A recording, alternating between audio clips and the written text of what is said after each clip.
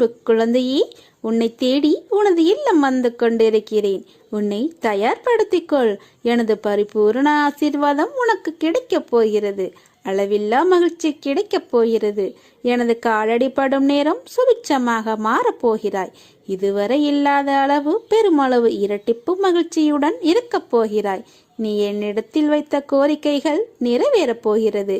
நீ விரும்பியதெல்லாம் கிடைக்கப் போகிறது.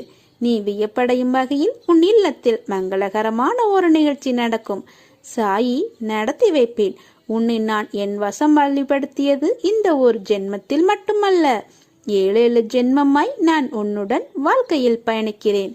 என் குழந்தைகள் சொல்லிதான் அவர்கள் பிரச்சனைகளும் துன்பங்களும் உன் சாயப்பாக்கு தெரிய வரும் என்று நினைக்கிறாயா?